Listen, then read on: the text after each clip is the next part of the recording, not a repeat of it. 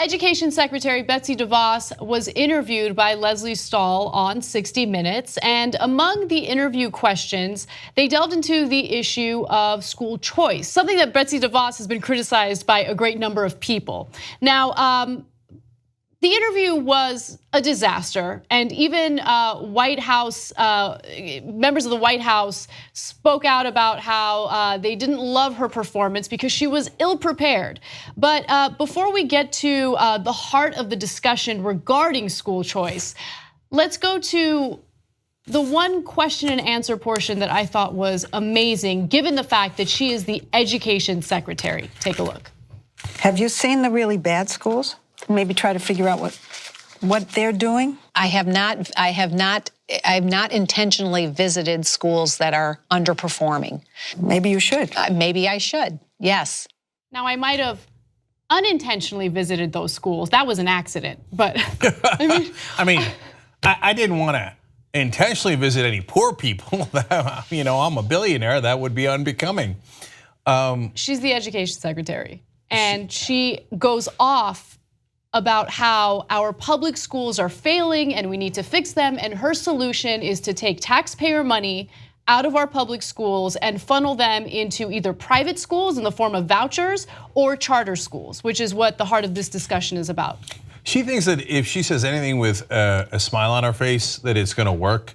And that's just not how it works on the national spotlight. That might have worked when you were a big donor. And there's a couple of different issues here that I'm going to get to in a little bit as to what her real problems are. And she's surrounded by sycophants. So since she's a billionaire and she's a huge Republican donor, so everybody's constantly kissing her ass. So when she comes in with that pleasant smile, like, no, I haven't done my job. They're like, oh, bravo, bravo, Betsy, you did it again. So let's say that she's had over a year being the education secretary. She just couldn't find any time to go to a poorly performing school. But she could then say, you know what, I didn't, but I'll tell you what, I've studied it at length, and here are my conclusions. But she hasn't studied it at length, which is abundantly clear in this interview. And also keep in mind, yes, she's the education secretary, but what are her qualifications for being an education secretary? She has no teaching or administrative experience. The only experience she has had is pushing for charter schools in her own state of Michigan, which has been a complete and utter disaster. So Lesley Stahl touches on that very issue in the following portion of the video. Take a look. But when parents choose these options, taxpayer funds follow the child. Here, can I help you? And that means that the public school left behind can end up with less money. Why take money away from that school that's not working to bring them up to a level where that school is working? Well, we should be funding, investing in students, not in school buildings, not in institutions, not in systems. And okay, but what about the kids who are back at the school it's not working? What about those kids? Well, in places where there is a lot of choice that's been introduced, Florida, for example, the studies show that when there's a large number of students that opt to go to a different school or different schools, the traditional public schools actually, the results get better as well. Now, has that happened in Michigan? We're in Michigan, this is your home state. Michigan, yes, well, there's lots of great options and choices for students here. Have the public schools in Michigan gotten better?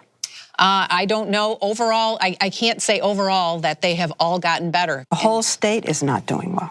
Well, there are certainly lots of pockets where the students are doing well. But your argument that if you take funds away, that the schools will get better is not working in Michigan, where you had a huge impact and influence over the direction of the school system here.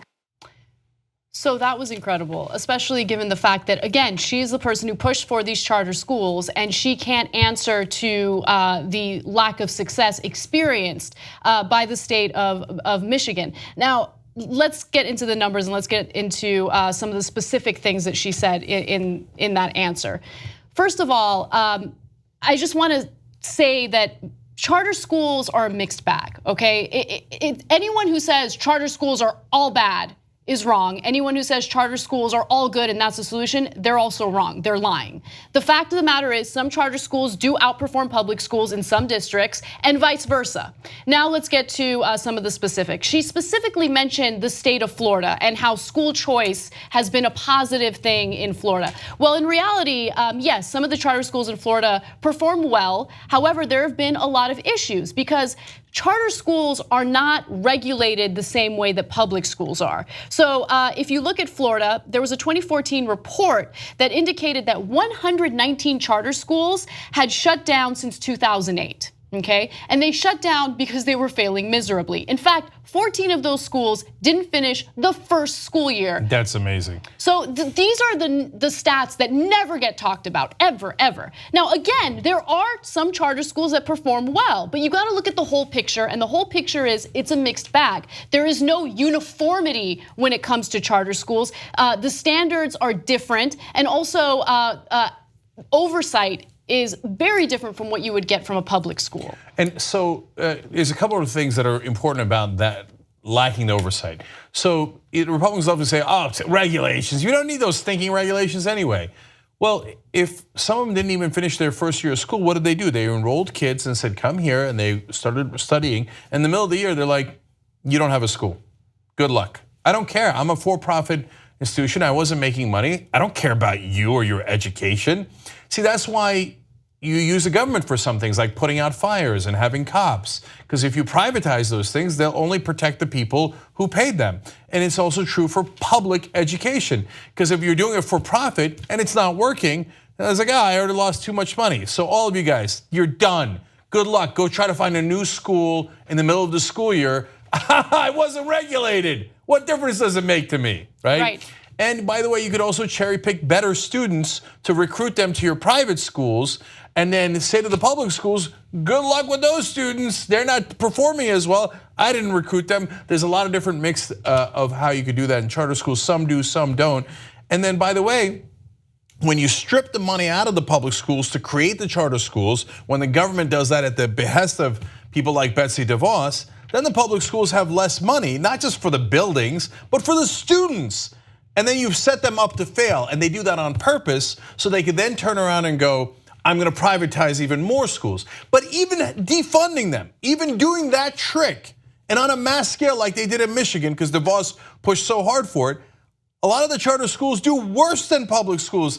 That means that is a miserable track record. If they have all of those advantages, they should on average be doing way better than the public schools. And that has been the thesis of people like Betsy DeVos. And overall, it is not true. And that thesis is so disingenuous because they absolutely despise public schools, and they've been so transparent about that. And so to say, oh, creating more private schools or school choice or charters is actually gonna lead to more competition between these charter schools and these public schools. And so public schools are going to do better. They're gonna compete a little harder.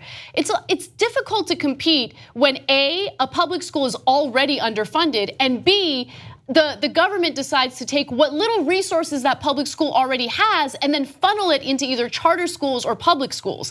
Now, keep in mind that charter schools do not have teachers unions, okay? So that's one thing that the right wing absolutely loves about charter schools. They despise the unions. And then two, keep in mind that they are publicly funded with taxpayer money, but privately run, which reminds me a lot of private prisons. That's exactly how private prisons work. Okay? You know, Anna and I did not talk about this before the show, but that's almost the same exact analogy I was about to use. And including the cherry picking, because for example, the private prisons leave the sicker inmates in the public facilities oftentimes. So then the public prisons have to pay a lot more in healthcare. And it's a neat little trick, and they still don't perform as well as the public prisons in terms of any metrics that you guide them against. No matter how much they cherry pick, they still don't perform as well, at least in the private prisons and in the charter schools. Despite all those advantages, it's about even. And that is a terrible track record. So let me give you more statistics and more evidence to back this up, because I don't want anyone to think, oh, we're anti-charter schools, even if they're performing well, we're gonna say negative things. Again, it's a mixed bag. Some charter schools do perform well. But if you look at the broader picture, some studies indicate that they don't necessarily perform well as a whole. So a 2009 study from the Rand Corporation found little evidence that the presence of charter schools affect the achievement scores of students in nearby traditional public schools, either positively or negatively. Also, a 2016 analysis of New York City schools found positive effects in public schools near these charter programs. But the effect was linked to increased spending at those public schools, not necessarily increased competition. And then let's look at one of the largest studies into charter schools throughout the country. Analysts at Stanford look into this ever so often, and the more recent study came out last year in 2017. The Stanford analysts compared reading and math state-based standardized test scores between charter school and public school students in 15 states, as well as scores in the District of Columbia. Experts found that 37% of charter schools posted improvements in math scores. However, these improvement rates were significantly below the improvement rates of students in public school classrooms.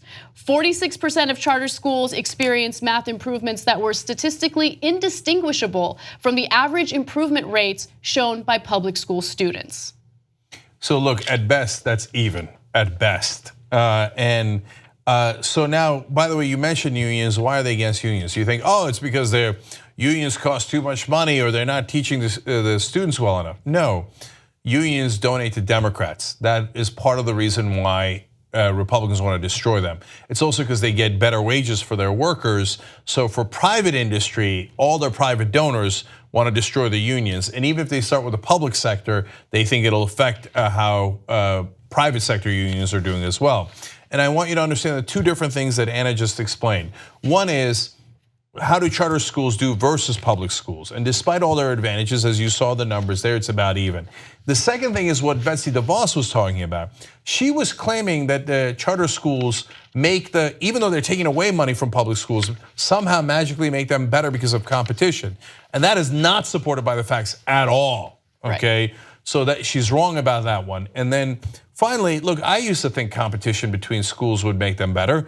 I'm an American, and I'm a competitive dude, and I thought that would work. And then we studied Finland, and it turns out Finland went in the opposite direction and went to #1 in education throughout the world, math, science, etc. Always in the top 3 every single year, and often #1. And what did they do? They took away all private schools.